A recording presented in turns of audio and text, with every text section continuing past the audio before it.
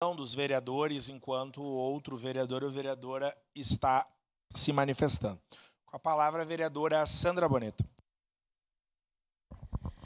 Bom dia, presidente. Bom dia, vereadores. Bom dia quem nos assiste pelas redes sociais, TV Câmara e quem está aqui na plateia.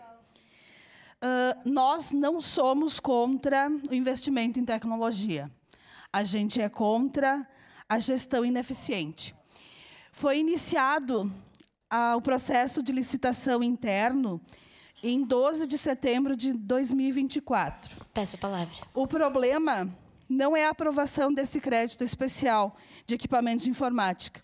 O problema é que o edital, no momento, está suspenso por conta de impugnação, porque a competitividade não está sendo observada e também o próprio IPAM ter convocado a Assembleia Geral Extraordinária para aprovação para a criação de cargo de comissão CC para o setor comercial e comunicação, definição de remuneração do diretor-presidente da farmácia IPAM, equivalente ao cargo de secretário adjunto do município de Caxias do Sul.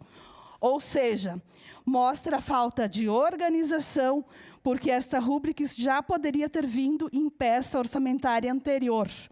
Mas, ao mesmo tempo, queria discutir a criação de cargo e aumento do salário do presidente.